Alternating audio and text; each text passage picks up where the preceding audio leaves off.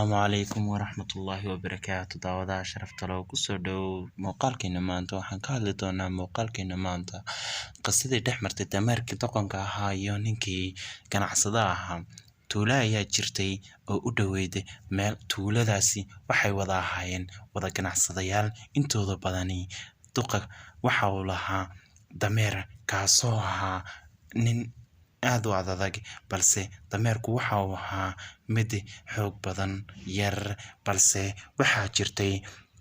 ganacsaduhu mar walba waxa uu ku dadaali jiray nadaafadiisa cuntadiisa iyo walibana jimicsigiisa balse waxa uu ku soo qaadi jiray dameerkaasi khudaar ay walba oo nooc kasta waxa uu keeni jiray suuqa dameerkaasi maalin walba waa lagu soo qaadi jiray khudaartaasi balse dameerkaasi ma oga waxa lagu qaadayo ee la geynayo suuqa ganacsaduhu waa uu ka shaqaysan jiray dameerkaasi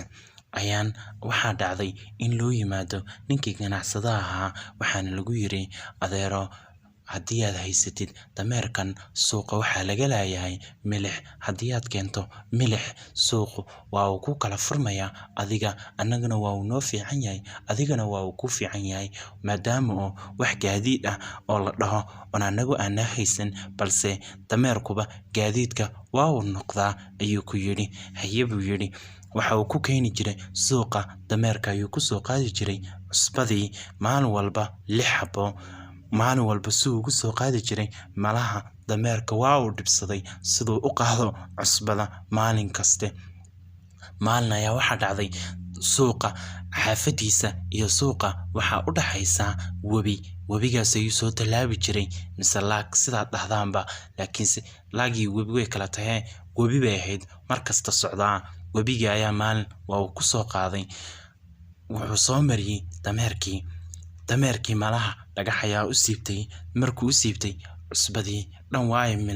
waa ay daadatay oo webiga ay raacday waxayna noqotay biyo kadib dameerkii waa la soo celiyay dameerkii waa uu farxay waxa uu yiri maanta waxaad samaysay qorshe aad u fiican waadna soo noqotay xaafadii ayuu kugu soo celiyay waadna seexanaysaa cuntadiina waad cunaysaa dameerkii inta markuu ka fikiray dameerkii maalinkii kale waa lagu soo qaaday 6 xabo haddana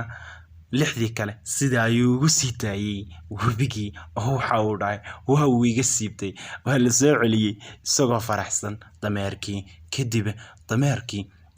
markii la soo celiyay ayuu yiri wariyaa waad khasaarisay maantana sidoo kale kadib markii lagu soo celiyay xaafada maalinkii kale ee qorraxdu soo baxday ayaa haddana la raray markii la raray ayuu yiri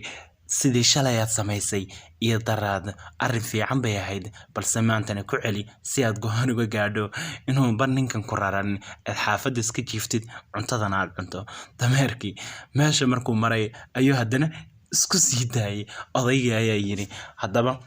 khasaare ayaa tahay dameer yahowni in aqliga lahayni kadib waa uu soo celiyay marka uu soo celiyay ayuu ra'yi keenay odaygii maalinkii ku xigtay waxa uu soo saaray dameerkii 8 xabo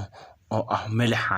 8 kiish ama ku dhahay 8 kiish markii la soo saaray dameerkii waa uu dhaafin waayay waa uu istuuri waayay hadduu istuuro dhabarka ayaa jabaya haddii kalena maba istuuri karo